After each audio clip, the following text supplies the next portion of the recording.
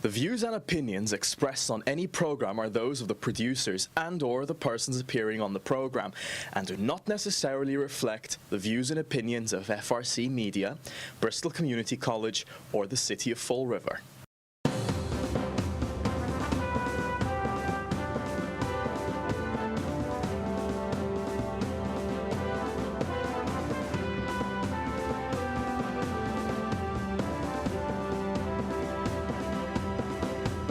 Well, hello. Welcome to Spindle City Straight Talk. I'm Chip. And I'm CJ. And I'm Nelson. And it is our Christmas show. We will not have any shows next week. No shows next week at all. This is our last show of the year. Yeah. We will see you next year. So you'll be seeing this show all next week. That's right. And we're going to try to stick a lot into this show. We're not going to spend a ton of time on anything because we're going to go review the year. But let's start with the latest boondoggle quickly of our illustrious non-mayor. The Mino, the mayor in name only. Apparently, he is again showing he has a total disregard for the people with two things. First of all, he's going to hire somebody to go down and ask tourists if they'll go eat and do things in Fall River before he hires a tourism director. Right. So he wants to listen to out-of-town people on what they want, yet, when the people ask him how much we're going to pay for the debt override, he won't tell us. He won't tell us about Malone. He won't tell us about the police department. He won't tell us about John Perry. He won't tell us about anything. He won't tell us about John Perry. The man doesn't give a damn about the average person in Fall River, and for that, I'm not gonna make him wait for his present. Your present, lump of coal. I'm giving you a lump of coal. That's what you get this Christmas because you've done nothing for the average person. And the second piece, and I'll let you guys take it away, is that this whole little three-card Willie and a fast shuffle with the opera money. Oh, we're going to do it with the Bristol County money. But then Bristol County went, what are you, nuts? You're not supposed to be doing that. And they go, and he said, well, now we'll take it out of the Fall River opera money. So $2 million or something that you could have used to help the people of Fall River. Maybe the water department. Or something. Yeah. But nothing. Everything is a feel-good, fuzzy-wuzzy project. So now they're going to go back to the council, and if that waste of a city council votes to urinate $2 million in a hole and do nothing for the people of Fall River, every single vote for that, they should be out of office next November. But so Chip, with that, take it away. But Chip, it's for the kids. It's for the kids. Yeah. How about the kids' parents that are going to have to live in a Chevrolet after this is over? Exactly. Right? So who cares? We don't care about that. What's really interesting is that on both these issues, first off, the mayor said that he has put out to bid, I believe, on an RFP for a consultant. And the bid he got wasn't comprehensive enough to get the information he desires. He wants a more comprehensive study done that he's going to pay for, obviously. Like who you're related to. Right. So instead of putting in the budget a tourist director, he's going to put into the budget a consultant for that. Yeah, and those comprehensive information he wants. When has he ever needed comprehensive information? He said he can't do math. He doesn't know what he's doing anyway. This is just another, give a job to somebody as a consultant, then we'll give somebody a job as a tourism director. What information do you need? What is that? And the number one, and anytime you commission a study, it always comes out the way the person who's paying for the study wants it to come out. Exactly. We've never seen a study that ever came out differently. So this whole thing is another Paul Coogan, hey, let's make a deal. Who are you related to? What are questions they're going to ask? Are you a tourist? No, you're not. Well, who are you related to? Then would you do this? Does this seem good? Is it optically good for Paul to do this? Oh, yeah, because Paul will say, look, I had a study of all three tourists that showed up down at the battleship. Yeah, because the rest of the people are from Fall River. That's right, exactly. Yeah. The other thing is, the reason, from what I've been told, The reason that they're transferring the ARPA distribution from county money to city money is that it will be easier to handle, because the county wanted a breakdown of how this money was going to be awarded, where it was going to go, who was going to get it, what was going to... That's too many questions to ask. Yeah, too many questions. Too many questions. So now we've got the real... I'm glad you brought that out, because the real reason is they didn't want the county in here in the first place. Because if the county's in, somebody from Bristol County might try to get one of their friends a job. That's right. It's only for Paulie. That's right. Paulie's the only one that can give out all the jobs and give all the money out and say, hey, my fundraiser, hey, remember, you're on the opera list. Give me some more money. So this is the whole key. This guy is arguably one of the most corrupt mayors I've ever seen in my life. I've never seen such a do-nothing give out so much money. So I'm going to ask you a question, and I'm not a tourist, because you like to spend money. How about the 68 jobs that you created? Are we ever going to know how much they're going to cost once the opera money is gone? No. How much the salaries and benefits and health care for those 68 people that, by the way, the city was running fine before we hired them, that you stuck on there with the opera money. This whole thing, and he's not the Grinch he's not the Grinch that stole Christmas, right? He's the Wicked Witch of the West. He just destroyed the entire city. Well, what's interesting is if this third term that he's seeking would be his last term, he'll be gone before the ARPA money runs out. Yeah, well, that's the plan. Exactly. Then he doesn't have to answer to it. Or before the MBTA starts crashing and burning and really biting everybody. Exactly. Nelson's already wiping his hands. Yeah. But with that, Nelson, you want to weigh in us quickly, then we'll move on to other stuff. You know, to CJ's point, Bristol County didn't get the details as to where the money's going, so I think it's prevalent that the city council ought to ask those questions before they take a vote on the $2 million. I think it's only privy to the moment that the taxpayers know where the hell the money's going exactly. Well, Laura Washington wanted that money for that, it seemed to be for that boxing group, because they were the only people that were there, the boxing school. And I know Chip supports boxing and supports kids in sports. Oh, yeah. But, you know, all that was there was that boxing school or, boxing group, and it's $2 million, but it wasn't said how it was going to be awarded, who it was going to be awarded to, where it was going to go. And we weren't going to ask that question. So when it was sent up to the county, they said, wait a minute, how's this going to be awarded? Where's this going to go? Can't do that. The 8 harp seals on a city council will just go. Yeah, exactly. Good one, Laura. Good one. So it's going to be interesting as to what questions get asked at the next meeting, because the people want to know where the money's going. So I'll tell you what, I'll run a boxing. We had one for free, the PAL. The city used to, and it was a good one. Libby Medeiros before him, Nero Farias did a wonderful job. He's the guy Nero started. He's a good friend of mine, former professional boxer, great guy. Loved the PAL, as did Libby Medeiros and stuff. And of course, we had Ron Como running one of the CYO. It's amazing now we need $2 million for a boxing gym. Right. What is that, like $50,000 per student? I don't know what the hell they're doing here, because, they forget about the parents. Boxing and other sports has always been an outlet for people, get kids off the street. And a lot of people are willing to volunteer to do that. And the reality is that now you're going to throw money around to make yourself look good politically. To me, that is reprehensible. That's reprehensible conduct. Now, your Laura Washington is a shameless political hack. And what's even more striking is that she didn't even do her due diligence to even see if this money will even pass. Exactly. And be eligible. She just said, you know what, I'm just going to spend the taxpayer money without even knowing the facts. And that ought to be very concerning. But refresh my memory, Nelson, because I think you were at that meeting, actually. When somebody attempted to use something for the people of Fall River, didn't she go bananas? And absolutely not. We're not carving out any money for this for the people. No, we're not going to do that. Yeah. Let's make an optic. oh, here's the check. We're going to give it to the kids. It's giving it to the kids.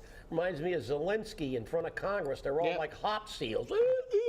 70% of the money we've already given them is unaccounted for. All the equipment. Right. The guy has outlawed Christianity in the Ukraine. The oldest religious Christian religion, I think that's the one that used to be done on Griffin Street. I don't know if it's still there. Remember that one? It was in the Deer Hunter too, where they run in the back and run out it's some kind of Orthodox. Coptic, I believe. Yeah, something. Yeah. He's outlawed that. He's thrown people in jail. But they don't care because everything about this is optics. So, look, we all know that they all deserve a lump of coal except for Michelle Dion. And so now that we're done with the, let's go back in a year. Well, CJ, give me two of your best highlights. You know, we'll all go down a line here. There's way too many. know, There's just way too many. But I'll tell you right now, I think the MBTA thing this year was a major concern for a lot of people. And when you look at the fact that the group with no money, no advertising dollars spent, got over 3,000 votes, that says that there was a lot of concern in the city of Fall River on this project. Okay? Because remember, the yes side had the realtors spending money on it. You had Paul spending money on it, Alan, Carol, Mike, Paul Schmidt. They were all spending money on it. And guess what? There's no reporting on the money they spent on it. There's still no reporting in City Hall, which they were supposed to file. Well, it's kind of like the uphill battle you faced with the debt override when we had that Bay Coast Bank bankrolling the thing, and ironically enough, now they're collecting our bills. What amazing stuff! But now we have one of the leaders of the no, and as I said, as you said, CJ, that was one of the biggest things of the year, I think, and I think it will probably be the most impactful thing we have ever done in Fall River, because I think long term, this is going to create so many problems for this community that this will be looked back on as the worst, whitewash that this city's ever created. We know that they conned us, well, not us, but they conned the people on the charter. They con them on everything, the gateway cities, but this is going to have long-term effects because the MBTA is on the path to total destruction, and they're going to take every city and town in the state of Massachusetts with them. And the man sitting between us is a guy who him and Colin Dias started that, initiated that without 2 nickels to rub together, and managed to get 3,000 people. And and Paul dismissed them. Right. Let me tell you, the guy that ran against Paul the last time got barely a little bit more than that. He didn't get much more than that with a campaign that lasted 6 or 8 months, plenty of money. Yeah. And so kudos to you, Nelson. Thank you. I'd like you to say a few words on that boondoggle. Yeah, the MBTA came down on record now and confirmed our position that not even within 5 years they're going to meet ridership. Right. And even with the expansion of the Green Line and South Coast Rail, they're not going to meet it. The revenue projections are not going to be there. They're going to be in debt, millions of dollars, everything. And then Plymouth this past July, the MBTA said, we're not going there. We're shutting down that commuter rail service because of low ridership, and they're not making any money. Fall River simply just does not have the traffic to sustain that type of project. But in the meantime, you're going to see all these rents go up. The sticker shock is coming, and that's why at Route 79, the groundbreaking. Oh, you mean the transformative? Yeah. they brought up the development that's going to take place of the land, and they brought the train. Look, the fact is, it's a boondoggle. It's not going to work. All the boats are not going to lift with the tide, and as a result, you're going to see people get left behind, and it's going to be very sad when those new rents go out. But here's the one thing that struck out to me with that groundbreaking ceremony. He gave the lieutenant governor a set of keys to the city. Yep. Right? Keys to the city. But you want to know who else needs keys, a set of keys? Our residents who need a roof over their head. That's right. He'd rather give her a set of keys, but not the people who need a roof over their head. But remember, all for optics. Remember, the man who accused his opponent of being a ceremonial mayor, who has been one for 3 years, those were ceremonial keys. They're not real keys. That's why he gave them to him. Because if they were real keys, he'd be giving them to his friends, like he does now. And you're right. But it's a tremendous, this is going to have tremendous impact, far beyond anybody we can even comprehend. And that's the reality. And you guys did a great job with very little funding. Oh, yeah. And now I'm going to throw back something on my end here that we can talk about a little bit. We're going to talk about big, important things. Things that are going to last forever. This one may not last forever, hopefully after next November when we bounce most of these idiots out. But I think and when we looked at the budget this past year, and a city council voted for an illegal budget, a budget where at the council meeting they admitted they were not following their sworn duty to uphold the ordinances of Fall River. Right. And the Heart Seals all nodded their heads and said, okay, let's participate in a criminal act. Let's be as malfeasant as the mayor has been. The mayor ignores the law. The mayor gave his chief of staff and a few of other people on his staff a pay raise when the city council denied it. And statutorily, the city council has to approve it. That's right. We produced it. And the reality is, you know what that means? These people, they all got their heads so far up their derriere, it's amazing they haven't suffocated to death by now. They don't need, because, their sleigh is not led by Rudolph the Red-Nosed Reindeer. It's led by Rudolph the Brown-Nosed Reindeer. Because the reality is, that will last forever. Because every single pay raise that his chief of staff and everybody else that he gave a pay raise to, that the city council didn't approve, every single time they get a pay raise, it's illegal. Right. Because the amount that they're funding is predicated on a base pay that goes back to that first year that should not have appeared in the budget. That's right. And it gets worse every year because there's a multiplier principle. And the thing that's the worst is that, to me at least, in my opinion, I'll even throw the ball on the other side now for this one. Okay. Okay. Is that our government, just as our federal government has shown, has chosen to ignore the law. Our city council and our mayor just told the Constitution of the state statutes and city ordinances, they gave them two giant middle fingers and said, we don't need to abide. It's like Biden saying we don't have to close the border. We're under attack. The border's open. 15,000 people a day now are coming over, but it's closed. Shut up. The Constitution is optional. He actually said that at one time. So this is what our mayor thinks. Laws are optional. We do whatever the hell we want, and we don't tell anybody about it. So when they talk about, we want to know, who are they asking? They're going to ask people that are not from Fall River, because they don't care what you think. Did they ever tell you anything? Did they ever tell you how much we're going to pay for Durfee? How much we're going to pay for Diamond in your tax bill? No. Have they ever told you what happened to Malone? Have they ever told you about anything? This guy tells you nothing. Everything he does is throwing salt in the wound and showing that we have an outlaw government in the city of Fall River. And you brought up Durfee. I remember in the last show you brought up a little thing about there's some discrepancies about what was appropriated for it. Maybe it's $1 million less, a little more.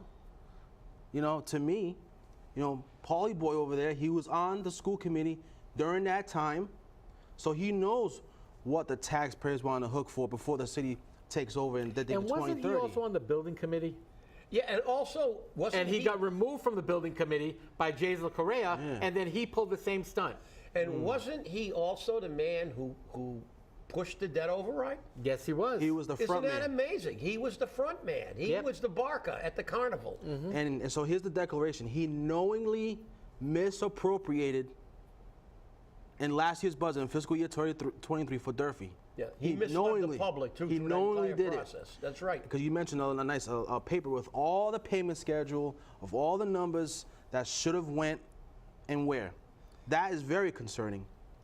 But I also want to say real quick, You know, the zoning board, that was also a big moment for us. Yes, it was. Because that project, having went through, would be a catastrophe. So 346 units with no parking. they shot it down. They stood up for the city, and I guess their lawyer stuck up the middle finger to the city, right? Yes, he did. So to me, that's just what they think of us. But it wouldn't shock me if after January 1st they try to come back and Of course they try are. to invoke 3A. But here's the thing: I want to say this. I'm 10 steps ahead of the vice president, BCEDC. I know he's going to represent. He's probably going to want a bigger check. Rockport is legally challenging this law.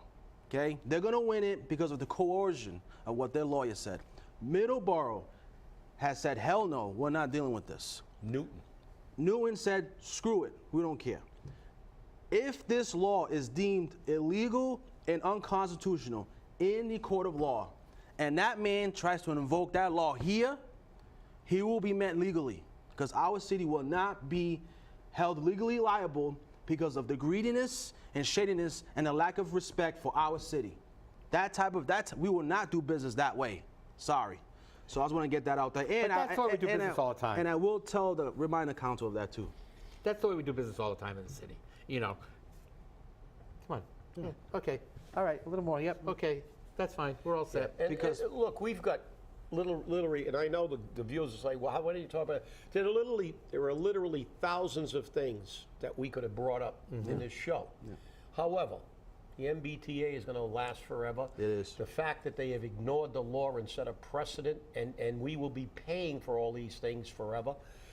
But everything he's done, whether it's the handling of the Malone issue, the handling of any issue in the city, the shootings at Corky Row, we got a litany of things we can talk about. But those are the symptoms. The disease is a mayor that will not lead, a mayor that will not be transparent, a mayor that has reneged on every promise he made when he ran for office. Yep. I will be honest. I will be transparent. Well, how do we know you're being honest if you're not transparent? We don't know how much we're paying, and as Nelson said, somebody somewhere has the numbers that were originally produced. That's right. That he knows. They will come out. Yes, they will. They will come out at the budget hearings if the appropriation does not match those numbers, and the question will be why. And as you said, everything they do is a testament to his total hypocrisy. The fact that he never, ever kept a campaign promise. I'm going to give you guys a tax break. No, you didn't. Oh, I'm gonna be transparent. No, you're not. And that's the thing. The thing is, we can sit here and we can talk a lot about this stuff, but this man, in my opinion, of course, going to say, oh, that's not true. What's my opinion? An opinion like anal sphincters, everybody has them. Some work better than others. Some don't close completely and you're always dribbling, and that may be him. I don't know. But the reality is that this man, to me, and I've seen a lot of mayors come and go, and I've seen people that damaged this city a lot. I saw mayors that tanked the retirement system. Right. I saw mayors that did damage to this city. But the damage this guy has created with this MBTA boondoggle, with his lack of transparency and allowing crime to run unfettered in this city. With the Duval Street corridor. Allowing the school system that he made a living from and has been part of since he began working, probably, is just, it sets him at the top of the heap of the worst mayors we've ever had in the city of Fall River. He is going to do more financial damage, as you said, CJ. The key to this is that he's doing all this knowing that by the time it bites all of us and people are living in the streets and in their cars and not, he will be gone because the opera money will run out. He's trying for a third term while that opera money's still around. And guess what? When it starts to disintegrate, Paul's going to be saying, bye-bye, Bobby Townhouse that I own in Fall River. I'm moving. I'm out of here, and I'll never look back. That's before you start, and I know Leslie's already getting angst. Because the difference is, statesmen care about their legacy. Yeah. Politicians don't. They only care about getting rich and then getting out of town. He moved out of town when he retired, and he only came back to dip his greedy hands into the trough again and make all his friends rich and give them jobs. And when he's done, he will never look back. People have told me, well, you know, he's going to be sorry what he did. No, he doesn't. No, he isn't. He doesn't give a damn about Fall River people because he said it. And I'll leave you with that. After that, you guys can take over. If you don't like it, go jump in the Taunton River. It's just, you know, when you, and look, he gave the answer on the radio show. They asked him, which job would you like better, or which one you prefer? He said, right away, being a vice principal. Right away. And that tells you something. And, you know, and I'll say this, I'll put this to the other side as well. People are going to ask where that money went with Durfee, okay? If it's misappropriated again, they're going to want to know where that money went. And I believe it is time, given all this secrecy, there ought to be time for a full audit as to where that ARPA money went. We know some information, but not all. And like I said previously with Section 3A, the people spoke up. Once that deems illegal, people will rise up again and challenge it and hold people responsible for this. My problem is, and I'm hoping that this doesn't happen, but I believe it will. I believe that come the first of the year, you're going to see as many people as possible exercise their right under 3A and stop building without zoning board approval and whatnot and doing what they want with no questions being asked before the court rules. Unless the court issues a stay and says, you know, you can't do anything with that, which I hope they would do. But again, that's neither here nor there. And by the way, remember, your tax bills are coming out next week. Yes, they are. Your tax bills are coming out next week. Make sure you're sitting down. Make sure you're sitting down. And let's see if there is a debt exclusion line on that bill. There will not be. I'm hoping there will be, but, you know, according to what I've heard all year, we don't have the capability of doing that. I don't understand how we don't have the capability of doing that. Yeah, because we got a nitwit in charge because he's supposed to be the numbers guy and he can't figure it out, right? You know, they can't take the 2.5 assessments, which by law they're required to do. Right. And then figure out that the rest that's left over is the debt over. Right. You can't do that. That's really tough. You know why? Because it's hard. It's hard. And I don't like things that are hard. You know, I'm going to get my check and leave. And this is the thing. This is outrageous. It's a sad commentary, but they all should get a big lump of coal. Yeah, well, I'm sure that you, being the coal man, will handle it out to everyone. I will. If they don't put it on the thing, I'm filing a complaint with our Attorney General. And with the a lot of good that will do. Well, I know, but it'll have to be with the new Attorney General. But the thing is, at least they will know that somebody is paying attention. They're not going to get away with it, and they're going to say, "We don't care. We'll just squash them like bugs." But there will be a reckoning in November, next November. I'm hoping so. We really need to. And remember, people, if you're sick and tired of the way your government's running, take a shot. Run for office. You never know. You might get elected. Trot Lee did it 3 times and he got in finally. I mean, anything's possible. So remember, keep that in mind.